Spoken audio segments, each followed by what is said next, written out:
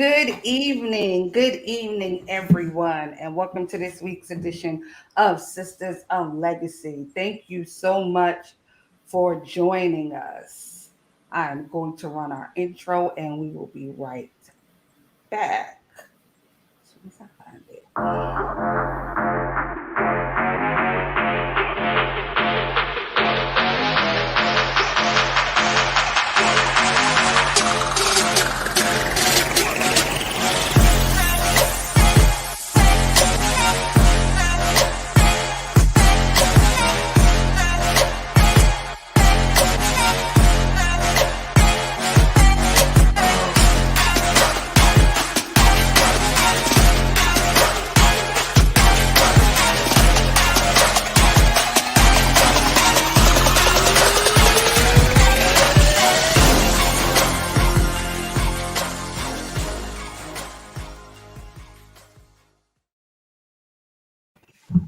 Hello, guys, and we are back. My wonderful co hosts are going to introduce themselves tonight. Hey, I'm Shanetta. Good evening. I'm Tangela. Hi, Katrina. All right, and I am Samantha. Again, thank you guys for joining us. Richard, hey, thanks for joining us tonight. So we are just gonna jump right in. So, our topic for tonight is okay. Are you wearing a mask and hiding your true self? Um, so I kind of came to this topic because we had um let's just say last week I had a week full of interaction with several different people. And when you watch people from a distance or across a room, you see or notice sometimes some very interesting things. And so just from watching and interacting with different people last week, it kind of made me think about it. I know that the big mask talk right now is about the mask for coronavirus, but I realized that a lot of times people aren't their true selves. I don't know if they feel as if though they're wearing a mask, or if they notice that on a Monday they're like this, and then on Wednesday they somewhere else. So I kind of wanted to talk about it, and who better to talk about it with than my wonderful co-host? So, ladies, do you ever feel any pressure to not be your true self, or to, maybe tame who you are or water it down for different settings?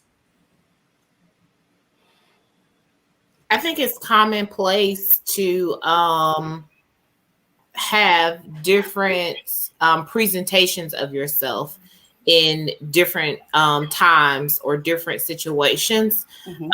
Not for me, not necessarily not being your true self, but just kind of knowing how to behave when and where.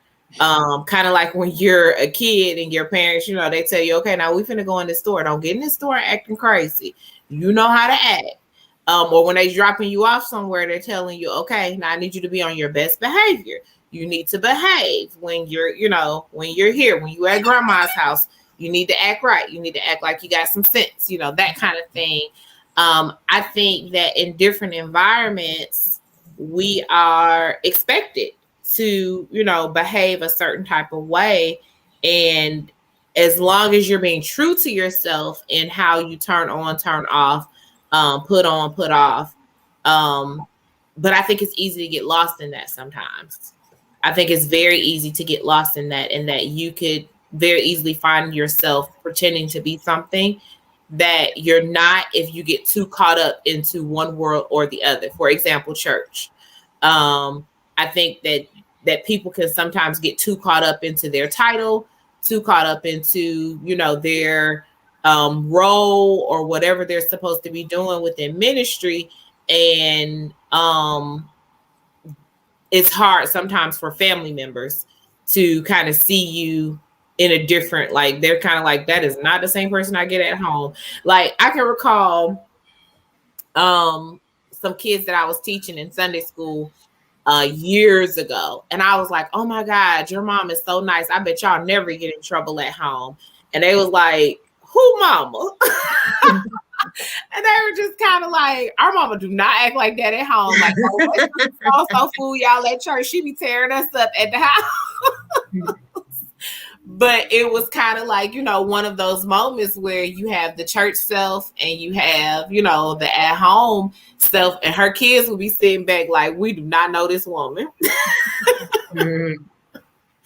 So I think it's easy sometimes to get caught up into being something that you're not always able to be, or that you're not, you know, normally trying to fit into something. Okay. I want to take a slightly different viewpoint. I think sometimes people aren't comfortable being their true self. And the mask is a way of protection. After a person has gone through, you know, so many interactions or rejection, or being told that, you know, who you are, what you are isn't good enough, then to kind of protect, you know, their emotions, or to protect who they really are, they will, you know, kind of put on a personality to kind of protect themselves and say, you know, well, you really can't, if I don't let you really see the true me, then you really can't hurt me. So I've seen or interacted with people, you know, who, I don't want to say pretend, but I really think it's a self-preservation. Um, you know, going through hurt can really change how you know, show up in the world. Everyone, and to be honest, everyone isn't always as accepting of our brothers and sisters. You know, I'm speaking in like a, you know, general term. Either you too loud or too quiet, you too tall, you too short. It's always something. So it's, you know, and everyone can't handle that. So to get along, you know, I'll just kind of go along. It really takes, you know, it takes courage to be authentically you all the time, because everybody can't handle you. Everybody can't handle you at 100, you know, as they say, foolproof. Uh, so what do you do in those instances? Do you just knowingly go into situations knowing that you won't be accepted?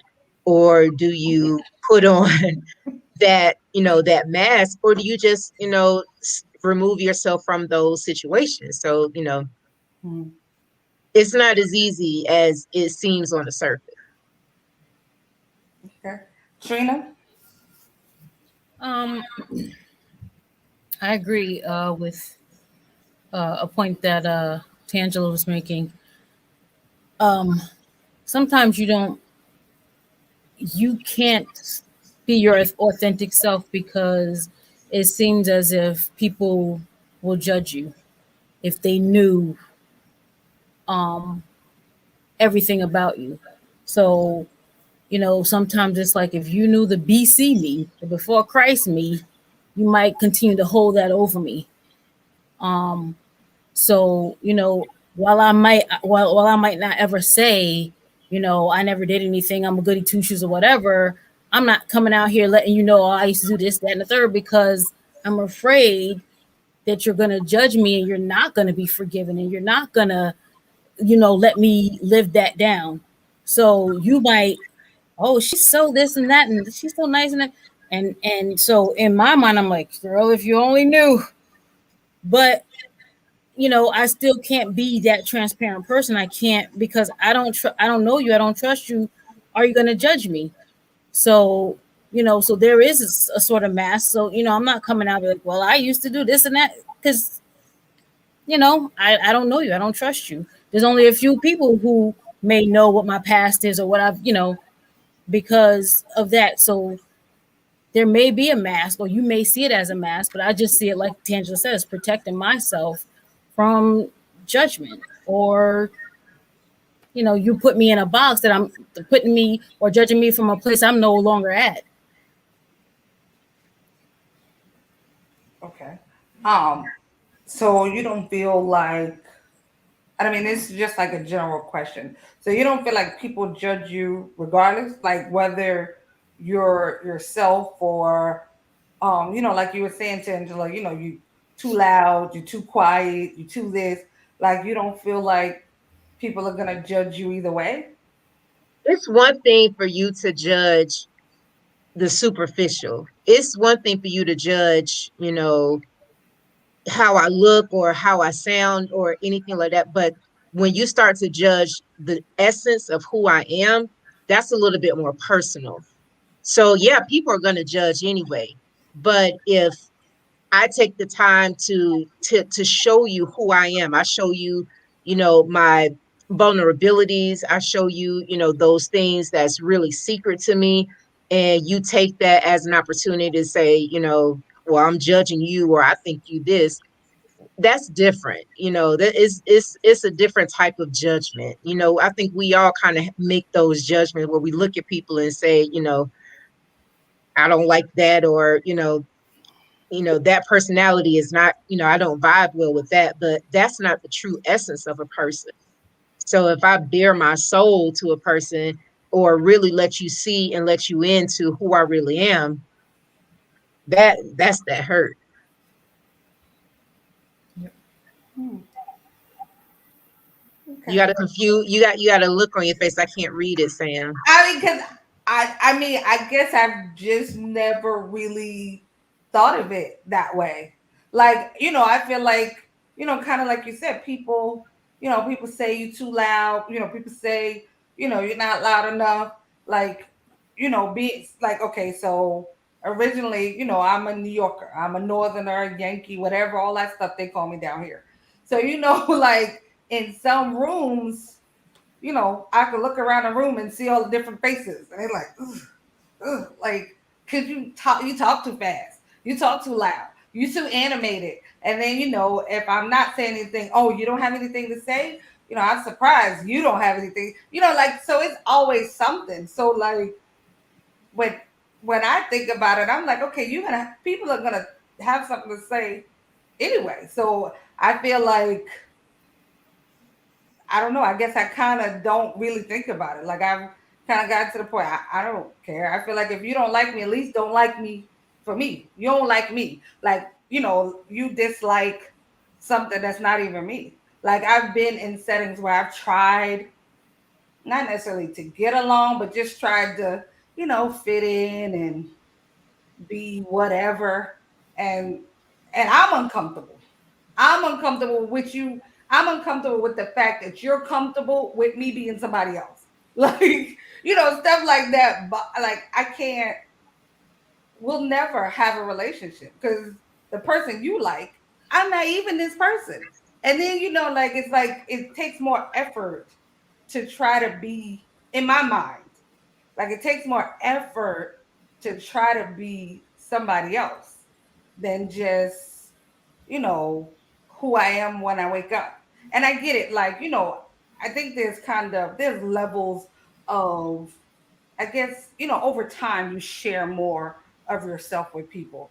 At a first interaction, yeah, you're probably gonna get, yeah, I'm Samantha, I'm married, I'm from New York, and I'm somebody's mama. Like that's kind of the basic of what you're gonna get. But I think over time, you know, yeah, there are those people that you are gonna, I guess, kind of let the veil down some to see, like you said, your innermost secrets or whatever. But I feel like that's always gonna be a small circle of people though.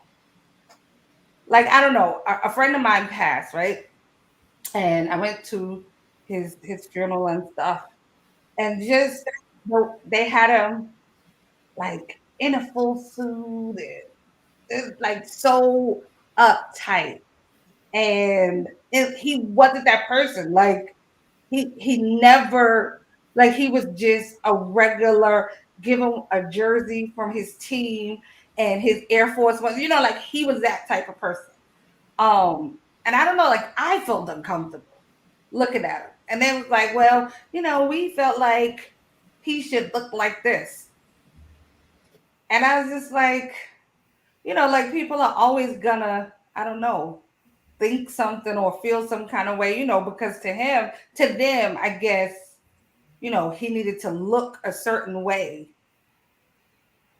Well, I think with burial situations is a little like, I think the norm, the standard norm that we program in our heads is you dress the person up for their homegoing. Like, I think that's the standard norm that as a culture we we just do it.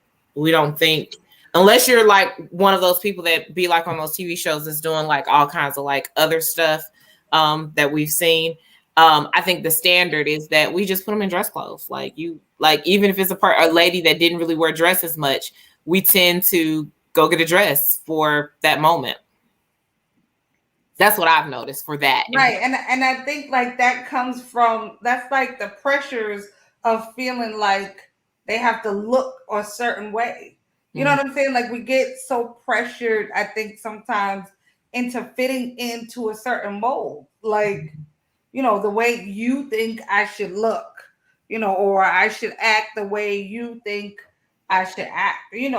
I feel a lot of times, like stuff like that leads to people into depression. People that have killed themselves because they feel like their back is up against the wall because they tried to be what other people wanted them to be, and then they tried to be they self, and they tried all this stuff, and they get to a place where it's like nothing's ever going to be good enough for people, and it's like you put yourself in a box. Right. I don't know. Trina, I know you look like you had something to say. No. No. Come on, y'all are making the conversation hard. I think that in life in general, you're gonna, like you said earlier, you're gonna always be judged. There's gonna always be somebody that's going to judge something about how you behave, how you dress, how you look, how you act, how you sound, what their expectations are for you. Um, and I think that that's why a lot of us don't let people in, because we know that people are going to be that way towards us. So we do keep people at bay. I know for me, I'm a person that definitely keeps people at bay. You're going to have to push and push very hard to kind of get within my inner, I guess, just my inner world, where you really can get to know the me. Like, you're going to see me with my kids, you're going to see me with my husband, you're going to see me at church, you're going to see me at work, but like really like digging deeper and knowing things, like and I'll use this, I'll kind of put us out there a little bit, Sam. When we went to lunch a couple of weeks ago and you asked me like one question and found out like 3 or 4 different things about me, and you were sitting there like, wait, what? Right. Like, and that was a moment, but like, you've been invited into that inner circle. So I'm an open book. You can ask me whatever you want to ask me, and I'm going to give you an answer. And some of the answers may shock you because we just haven't made it to that place to have those conversations yet. So like, some of it could be like some shock and awe. You're just kind of like, wait, who are you? I thought I knew you, but I'm not sure that I know you. I think that we all, maybe not everybody, maybe some people are just wide open to everybody and wide open to the whole world. But for me, I just don't feel like everybody has that privilege. I don't feel like everybody has the right for access to me like that. So you get what I give you, and you're gonna smile about it and be happy about it, or you're gonna complain and talk about me anyway. So it's what I'm giving you. Now, there are some people who have access, and you can ask me anything, and I don't have secrets, I don't have anything that I need to hide, but everybody just can't get full access. I agree. I guess if we can call it a mask, but yeah, and I think that's kind of where I was going with that, because I think I'm the same way. I'm I would say closed off, but a lot of times it's not even not wanting to, engage, but it's just not know if it's safe. And for me, I'm all about, is it safe to come out? Is it safe?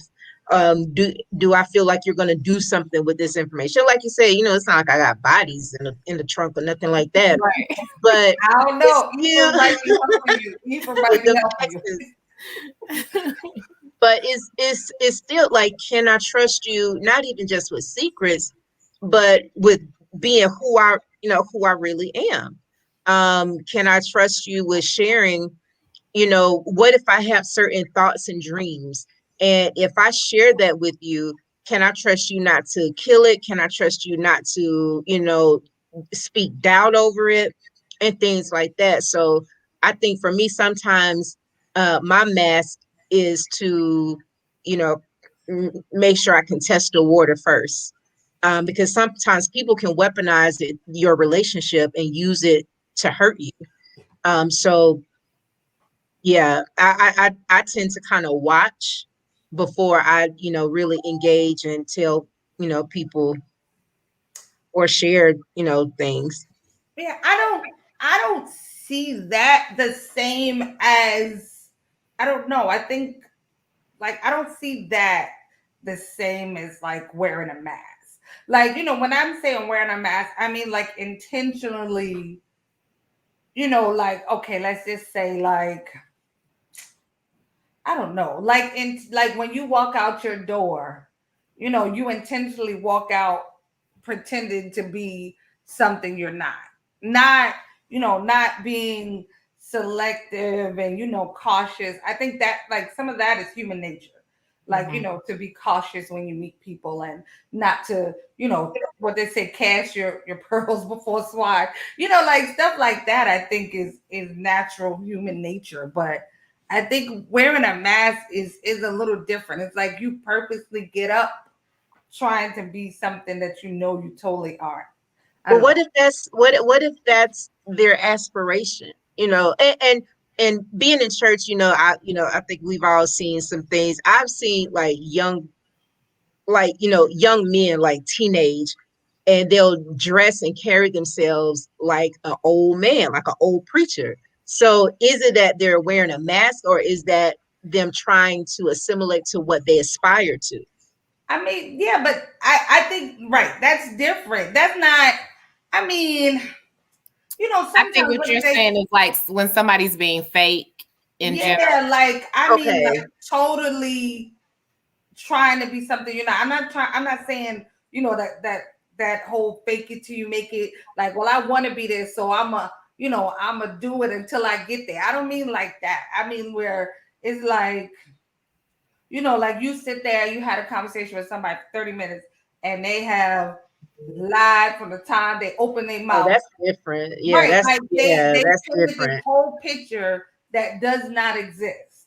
Yeah. Like Yeah. Well, that's That, there's a difference between like someone who is trying to keep up with the Joneses, for example. right. So they're always dressing this and carrying this bag, this doing all this, Right. but they don't really have the money to do it. So they're robbing Peter to pay Paul, but they got this designer Gucci, Louis Vuitton, all this stuff because they gotta have this of an look image. all the time. But there's a difference between that and someone else being ashamed to tell somebody I'm having a hard time financially right Right. now because you like I don't want to let anybody know that I'm struggling a little bit, and maybe I'm robbing Peter to pay Paul, but I mean there's a difference between that.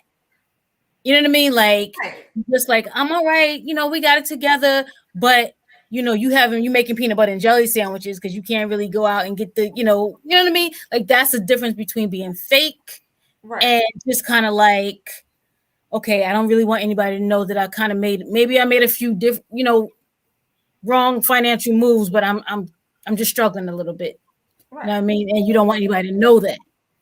So I think there's a difference between putting on the air like, you know, you That's know it. how the IG pictures with the fake pictures. They faking it that they're in a private jet, but Right. they just went on the plane and took the pictures and got off. Yeah, So but Right. that, I think that's like kind there's a of difference between you right. know faking and kind of trying to just protect yourself from people judging you. You know. Mhm. But so can you really protect yourself from judgment? If I I can mean, control, if I can control what I project, then yes.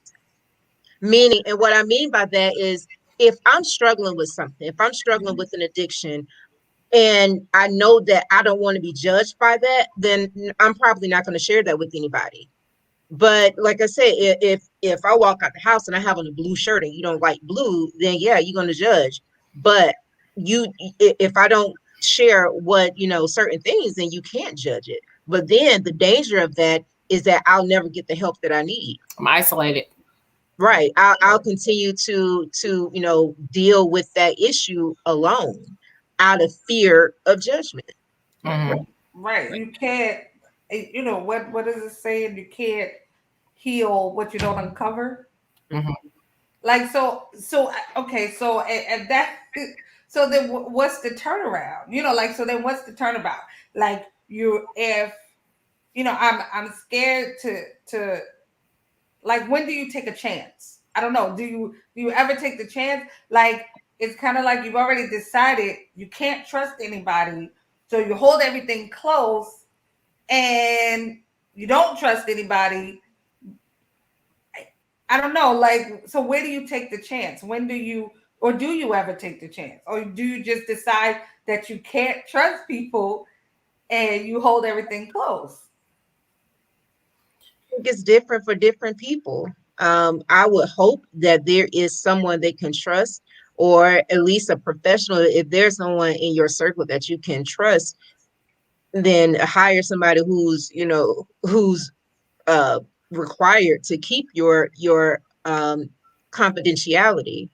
But I think we would be surprised at what people are walking around with because they're afraid to, and it's not that easy. If on the surface we may say, just get it out, just let it out. It's not that easy for some people to uncover who they really are, and things that they go through.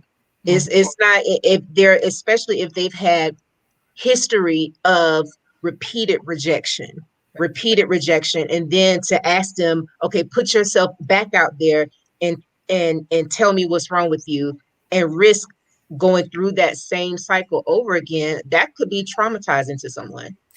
I think those are the people who usually wear masks, people that have already been traumatized and already been hurt or scarred by something or someone. I don't think you just wake up after having silver spoon in your mouth and life has been lovely, wonderful, kind, and you just wake up one morning like, oh, I just don't trust people. I'm just going to put on this Right. mask. Something happened. Something happened. Something occurred that sent you the message that I need to hide who I am. I can't reveal my full self to anyone because if I do, this is going to damage me or hurt me in some type of way. This is going to harm me. This is going to be detrimental to who I am if I reveal too much, if I say too much, if I give too much of me. This is going to harm me. So it's not even for me. I think in my mind, I've gone from mask to walls. So we've kind of built kind of like a little fortress around ourselves to where I'm protective of who I allow to see the true me, because if I don't protect myself from whatever, even people who are being fake, they're hiding from something, they're covering up some, even the ones that we kind of feel like they're putting on airs, they're trying to keep up with the Joneses, they're hiding something. It's something that they don't want the world to know. It's something that they don't want other people to know, whether it's you don't want people to know that you're broke, or whether it's you don't want people to know that you're robbing Peter to pay Paul, whether you don't want people to know that you really don't own anything or you don't have what they think, whatever it is, something has caused them to say, I can't let Can't people show it. know. I can't put all of this out there because then I'll be ashamed if I put this out there. If I let too many people know what's going on, maybe it's going to put me to shame. I think people want to keep a certain status in life. And that's one reason that they put on airs. They do, kind of fake things, or even one reason why people just don't want to let people know like where I've been, what I've been through, or what I'm going through. So whether it's somebody being fake or putting on airs, or whether it's being self-protective, either way, I think a lot of it comes out of fear of the truth being revealed about you. I think some of it also comes from, for example, in the church, and I know we don't always want to bring it up, but in the church, like we'll have people come in, and we're so focused on their outward appearance and what they do and how they look, and the outward, that it's like, wear a long dress, make sure you're dressed properly, cover this, cover that, do that, and we're trying to clean them up, but then they're still struggling with things on the inside. So now they can't get these things healed and get delivered from these things, because they're, oh, but I look right, so nobody needs to know about these other things that I'm going through. I can't put those things out there because now I have this appearance of holiness and everybody sees that, but maybe I'm struggling with this addiction, and I can't tell anybody that because I'm on a praise and worship team with my right robe on. So we've conditioned people to wear masks. We've made it Yeah, acceptable to say, I would rather you dress look it up right. than bring your issues to church. Yep. Absolutely. That's unfortunate. Because if you think about it, the church is the equivalent of a spiritual hospital. That's where you're supposed to go when you are hurting, when you're depressed, when you done completely messed up. But to think that I can't go there because I'm not good enough or I'm not holy enough is really unfortunate, because in the natural we would just say that doesn't make sense. You go to the emergency room when you have an emergency. You don't go take a shower and pick out Right. your best outfit to go to the emergency room. No, we're gonna get there with whatever we got on. My arm hanging off. I'm not gonna sit here and try to wrap it up to make it look pretty for the Right. doctors when that's their specialty. But again, Absolutely. people have been traumatized, and we've conditioned people to walk around with masks. Mm-hmm. So how do we change it? I think changing it comes in the way you love people, and in the way that you care about them, and in the way that you show that you are not just a church or a ministry that cares about all of that stuff, but more so cares about the people. When people know that they are loved where they're coming, and people know that you're welcoming them with open arms, and that you're not they don't feel that sense of heavy judgment when they walk in, where all eyes are on them, like, look at her, look at that skirt she got on, it's so short, look at that, like when they don't feel that presence when they walk into a place. I think people are able to kind of let go and really get their needs met. But it comes in your people, it comes in who you have at the door, it comes in who you Yeah. have in the pulpit, it comes in who you have on that first row and the person you have on that last row, and in those middle rows too. If your people in the ministry don't know how to love people and don't know how to treat people right, if you can't lead with love, you're doing it all wrong. When somebody who comes in who is clearly not living the way that we think they should be living, we shouldn't be looking at them funny. We should be trying to love them to the point and where they feel like, this is my place to be repaired, this is my place to be healed, this is that hospital. I can let go of these things if I'm at that place, because they might have come in because they're under conviction and they really do, but then when they feel everything they're feeling from the people, they're like, well, no, let me hold on to all this Yeah. stuff I'm struggling with, and let me go on back out here. And then they back out there for however much longer until they feel it again. And who's to say that they will or that they won't? I think it all comes in how we love people. We have to learn how to love people so that they can take the mask off. We have to learn how to love people so that they can feel like they're in a place where they can get the healing or whatever it is that they need. Okay, so Anthony said, so do you feel you can share and be honest in church? think it depends on the church. I think there are some churches that has a culture of, love and support.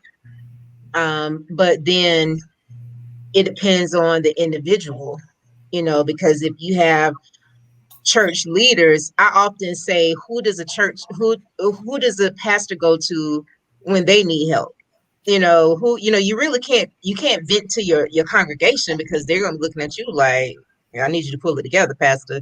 So if you're a leader in the church and you're the person that everyone goes to find comfort and healing and solace and things like that, can you really be vulnerable and share that? I know, and I'll be transparent. Sometimes I kind of feel that, because of the responsibilities that I have in my church, that, I don't know if I can always share how I really feel, and, any things that I'm really going through, because it's kind of like, mm, you know, certain, preconceived ideas, or, just the responsibility, I need you to pull it together. It's like, all right, well, put the mask back on and get back to work. Yeah. So I think it depends on individual. I would love to believe that our churches are creating that culture, but if we're honest, they all aren't. One thing I learned, and I'll say, and this was like an alternative to putting on the mask. And this is not for everybody. This is not the best advice for everyone. It really depends on who you are and what your situation is. But I'll use myself as an example. So if I'm annoyed, I like masks. Have I ever told y'all that? Like, I'm currently like enjoying the wearing of masks because it like tells less of what's happening here. I heard that somewhere. But I heard that about my face, like, you can, like, if I think something is crazy, my eyes are gonna tell you, because I'm gonna be like, okay. Or I might just kind of like give like a crazy like laugh, like in the middle of something where nobody else is laughing, and I'm like, oh, okay. Like, because I just don't know how to keep this fully together, right? So what I learned years ago was that if me and my husband were having an issue and it was on a Sunday morning, if we did not get it fixed before we got to church, I couldn't go in, because he would be singing and doing praise and worship, and I'm looking at him like, whatever. And that's a no-go for him being who he is in ministry. So literally, if I you. had to Right. make him late for Sunday school so that we can kind of get it together before we had to fix it, because I couldn't put on a mask. It was not going to work. Like, it wasn't like, I could try and I could pretend like, okay, I'm gonna go in here and I'll be okay. And that was one mask that I haven't mastered yet. I haven't been able to do that. So like, if I'm annoyed with him, it's really hard. I can't put on that mask. But I think people have learned how to do that so much that they've become numb to even fixing stuff, because they've been so used to, oh, okay, it's time for church. Oh, okay, like, we got all this stuff going on. We got all these problems going on. We live in this life, we don't even like each other. But you know what? We got to go to church. So, put that mask on. Let's walk in there arm in arm. Here we go. And the time they get in the car, stop touching me. Don't touch me. Don't do that. Like, and it's like, is that the same couple? Like, do we know them? So, yeah. Hey, Ephraim. I know, right? You want to be in a conversation so bad. Listen, Ephraim's always welcome. He's always welcome. He don't have to peek. Just come on in. Listen, I will say, outside of like my pastor at the time and his wife, nobody knew our marriage was in shambles.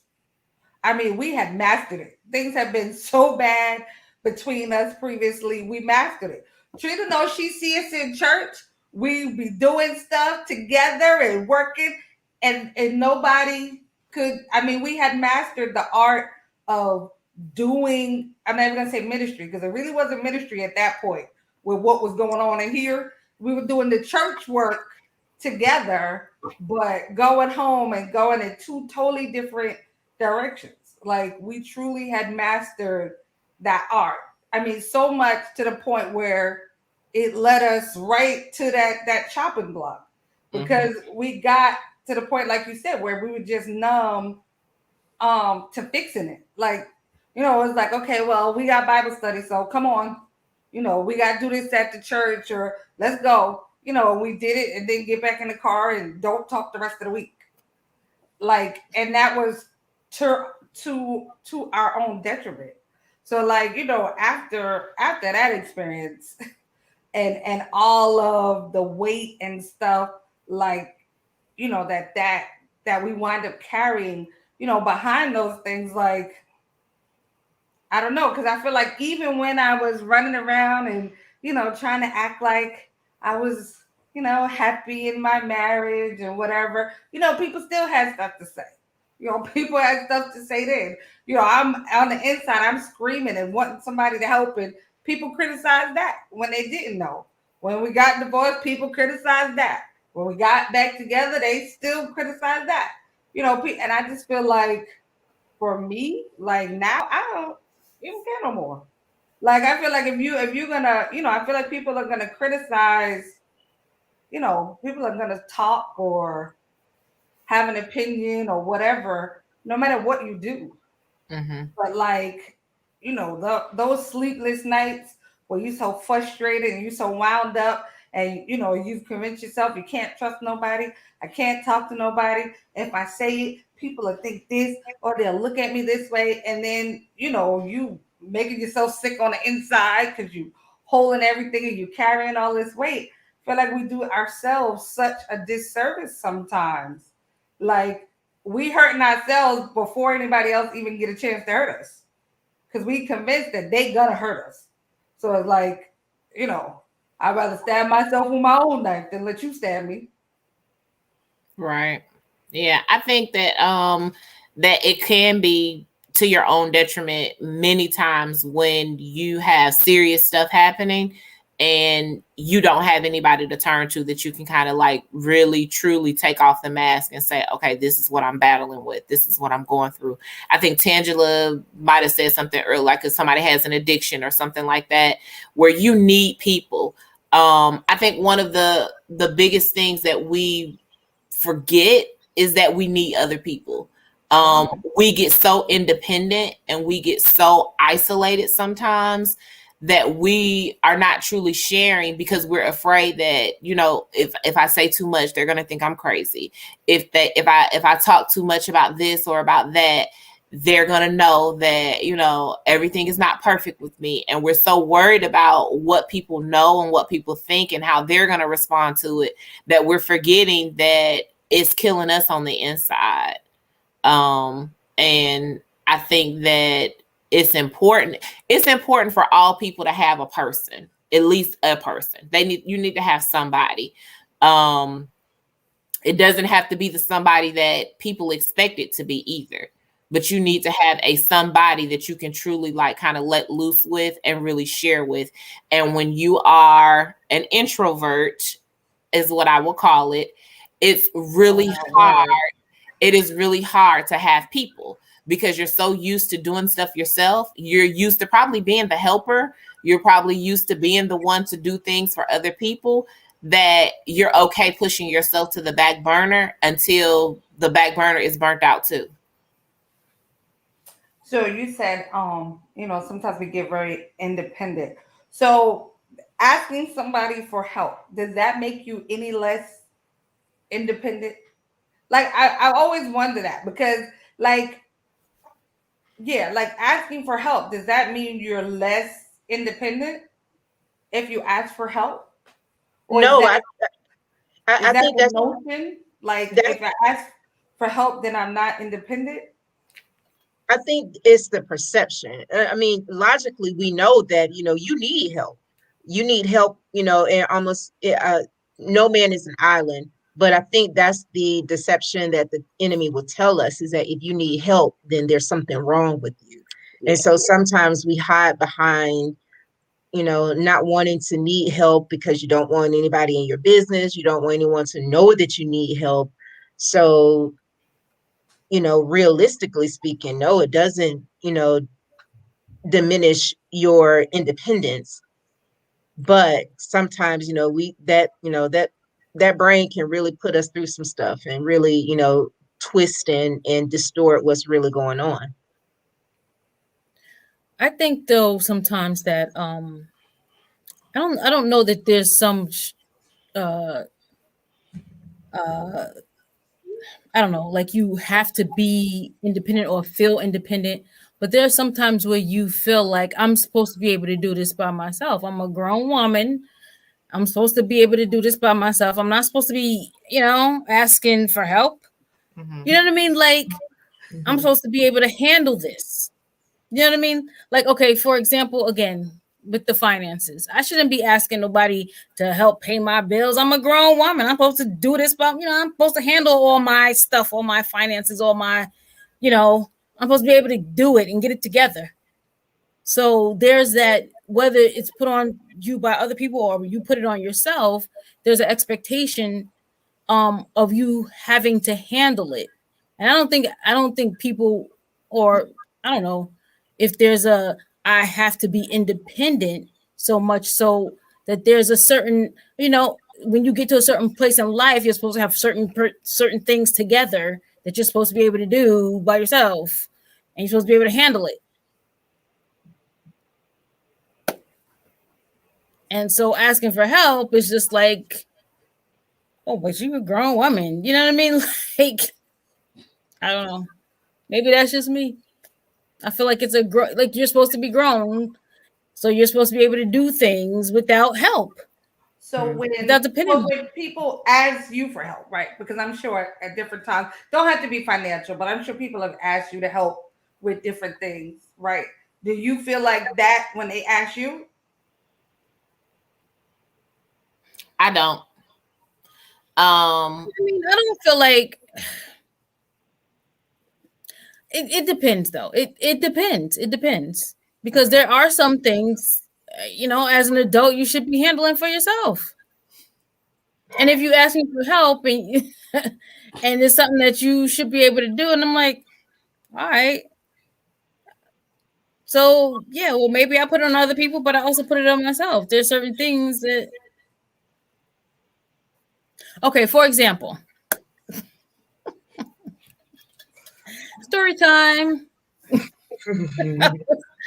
I'm talking to this guy, and I'm like, okay, this could might go somewhere, whatever.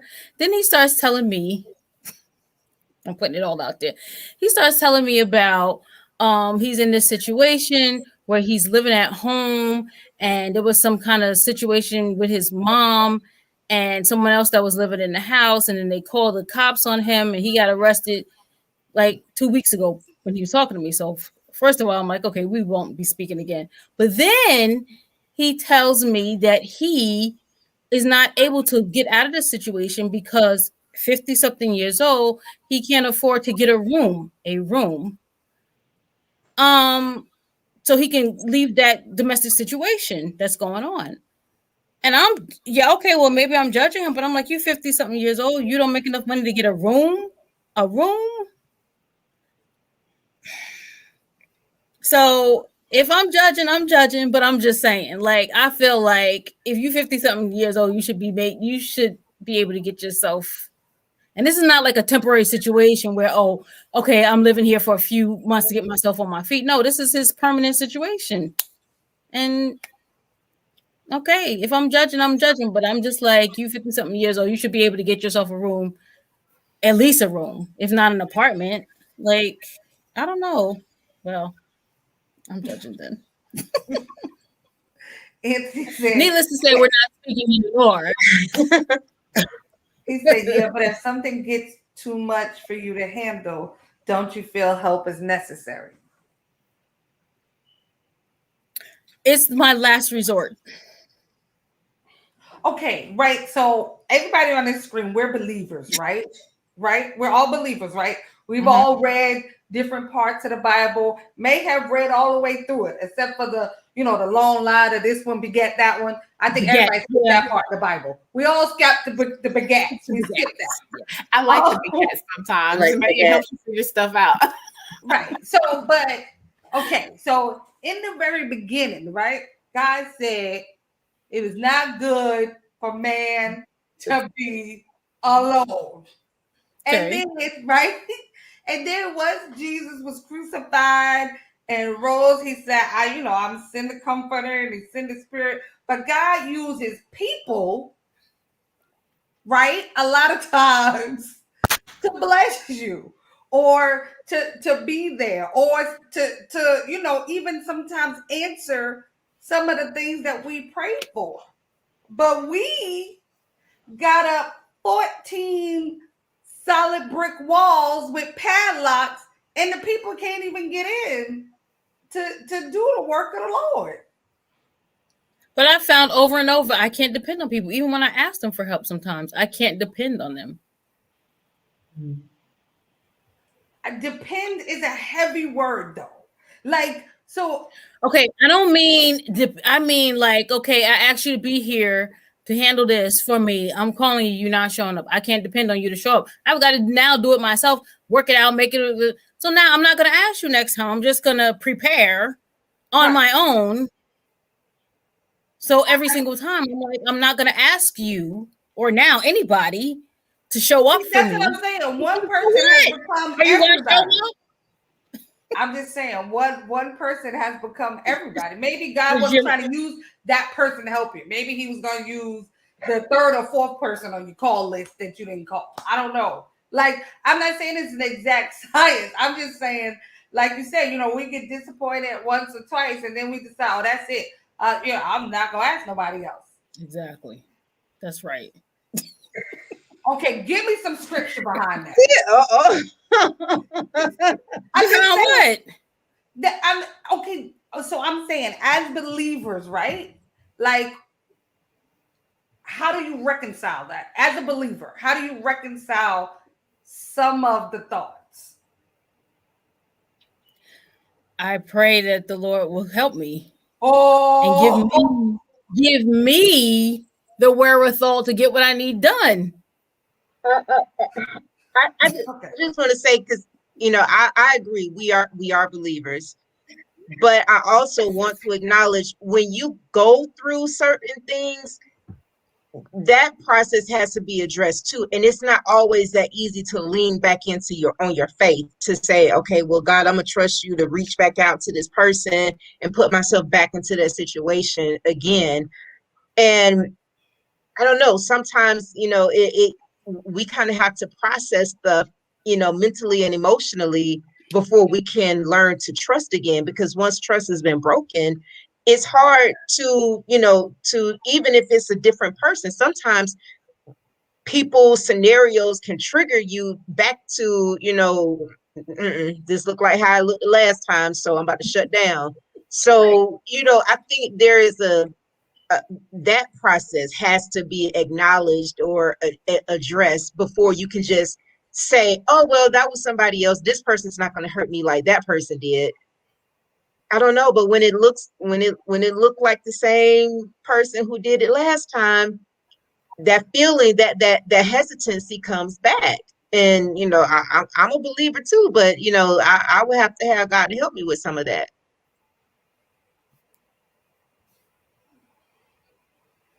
Okay. I'm on the same boat. I'm just gonna go ahead and say I've told people, and I'm like, I probably have told one of y'all this at one time or another. I don't trust people until you give me a reason to trust you. Like, that's like just where I stand. It's where I live. It's literally the box that I am in. When I first meet you, I automatically don't trust you.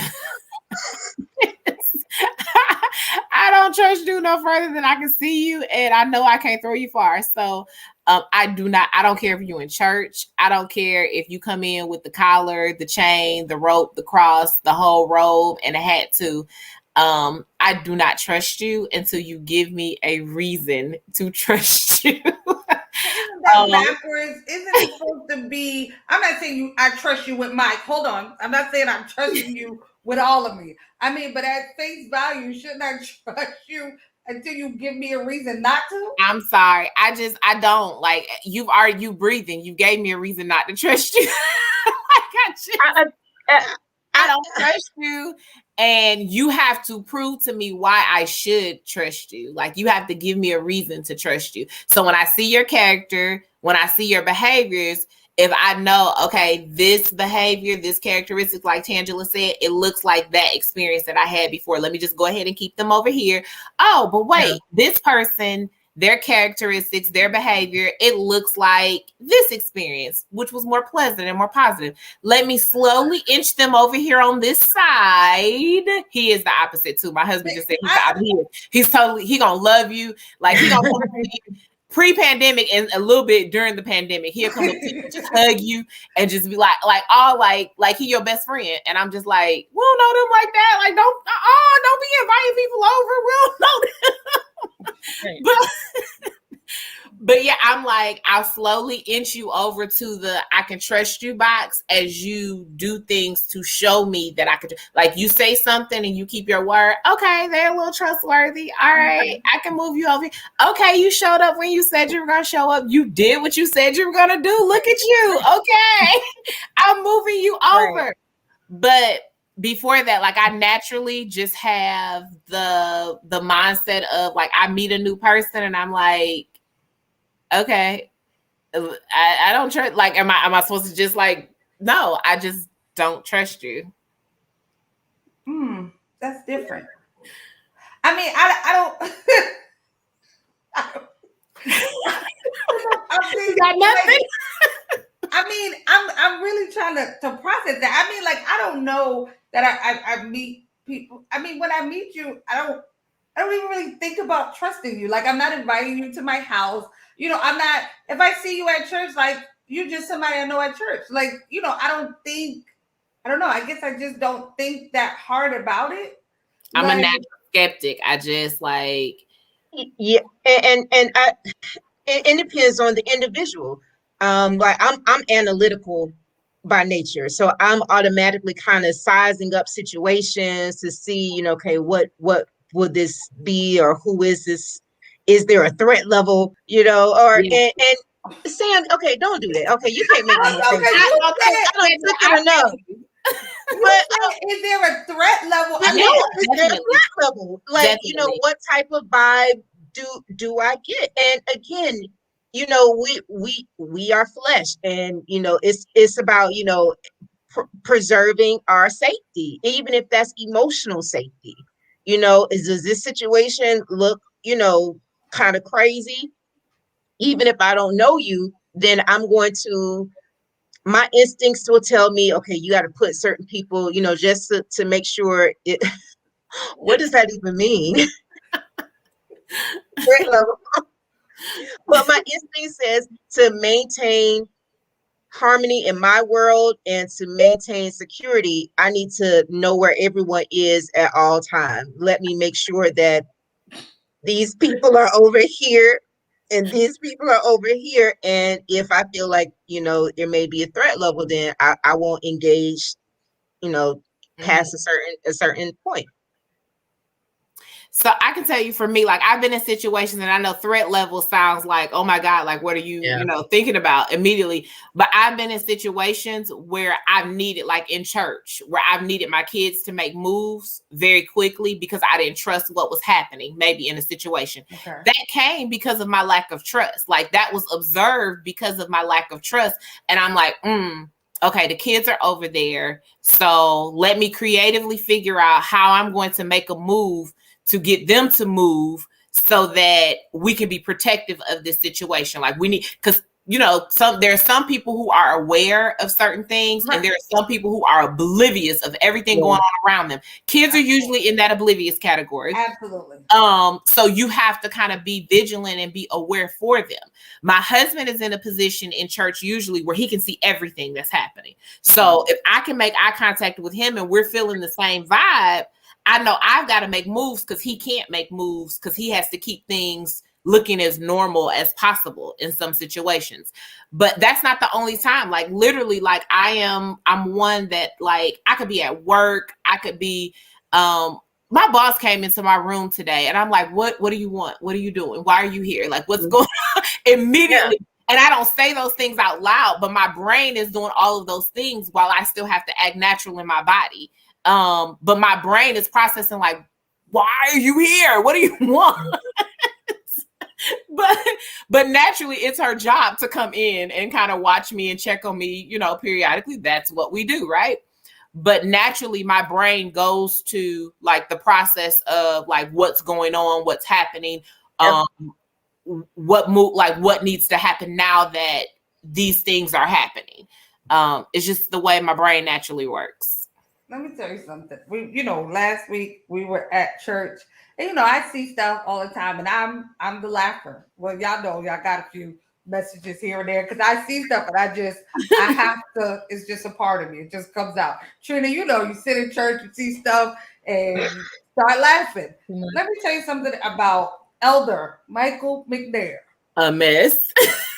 This man, he laughed so many times during the week. And his laugh, if you're watching it on the screen, you can hear, like if you are home watching it, streaming it, you can hear this man laughing. And it's even more infectious when you in the room with him. I mean, like, he didn't care. Somebody could be preaching and he just go to laughing. And every time he laughed, I laughed.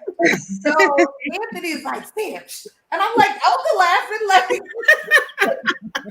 blame him. He laughed. I could, and he's on the pulpit, and he just, I mean, when I say that meant 100% comfortable, he didn't even care what anybody thought about what he thought was funny, because he just laughed, and it's like, and I was like, yes, like, see, that's what I mean. Just he don't care. Just laugh.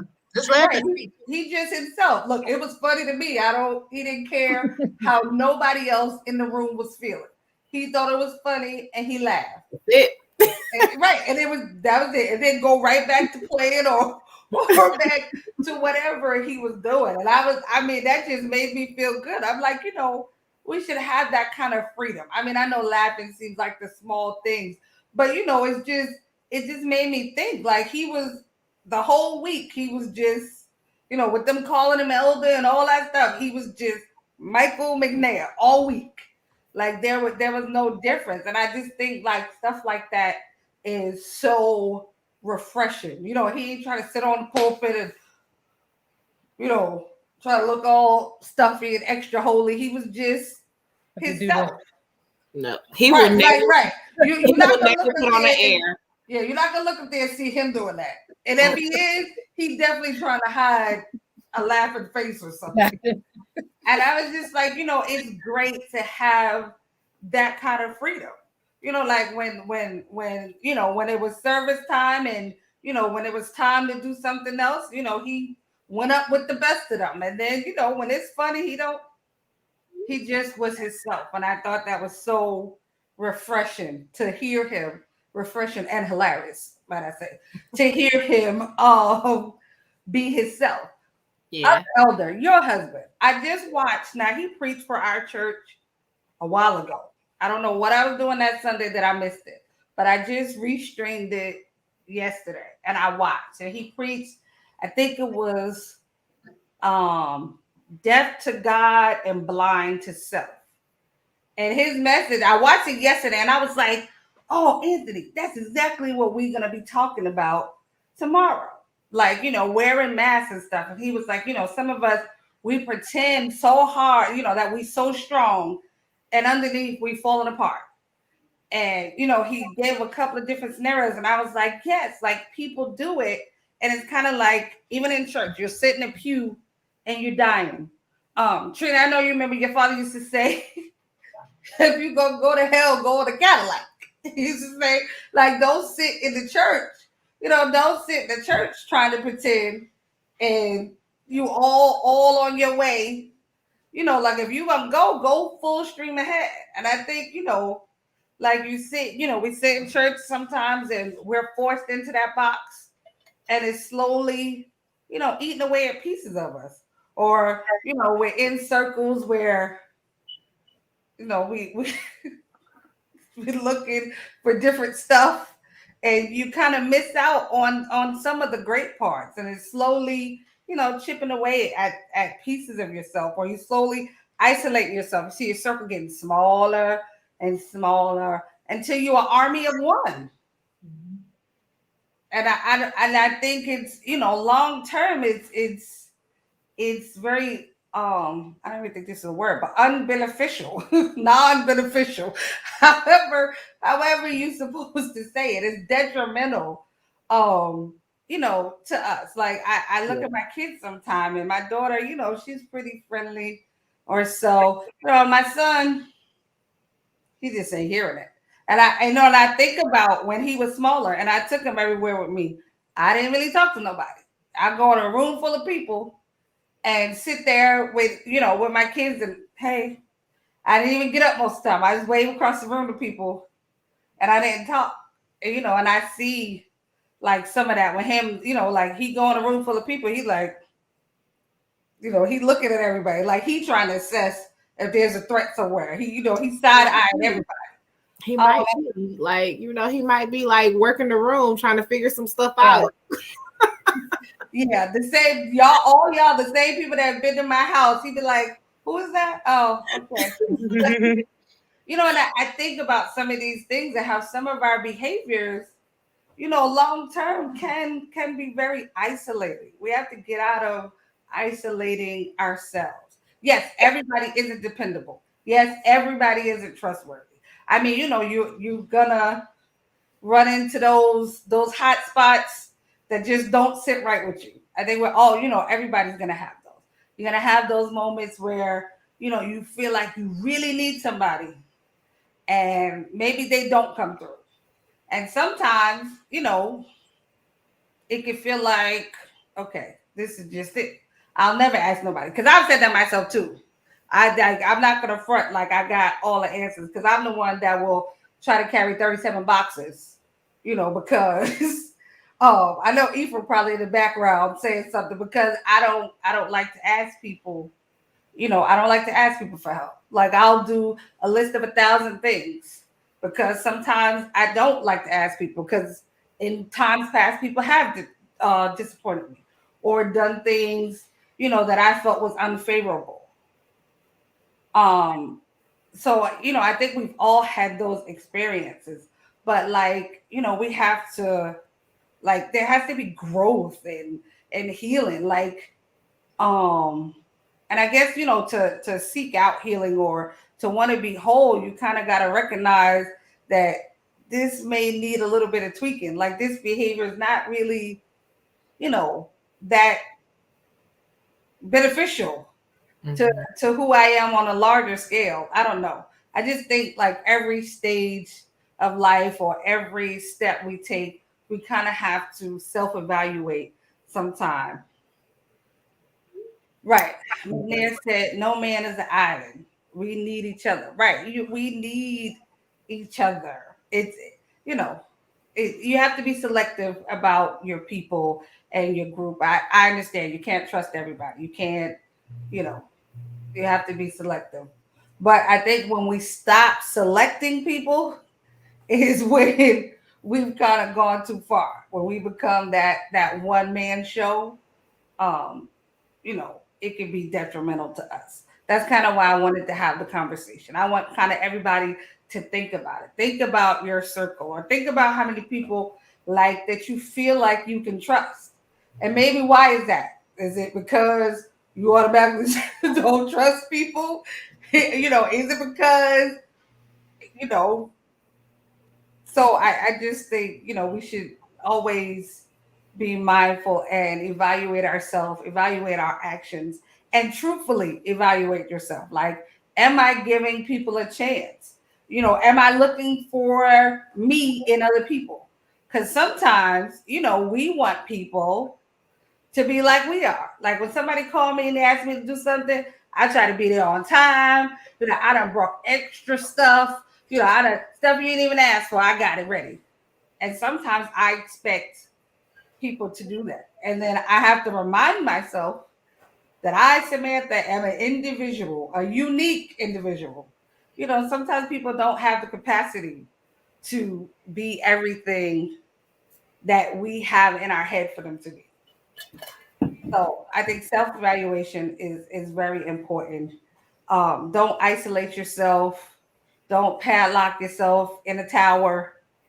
Um, you know, it does take courage to live free and live out loud. But I don't know. I think I'd rather people just not like me as me than you don't like me because I'm trying to act like Tangela. Like, then I failed twice because I can never be her, and then you still don't like me. So I don't know. That's just my thought. Hopefully, this is a conversation. We click off. Maybe you guys will continue to have with your spouses, with your friends, with your family, or maybe it's just something that you'll think about and wake up tomorrow and never think about again. Either way, we are here every Tuesday and we endeavor to have conversations to make our communities better, to make our families better, to make each other better. So that is our goal. Like I said, every Tuesday, 8:30 p.m., we are here. So we will be back next week at 8:30. Hopefully, some of y'all will join us. And until then, be safe.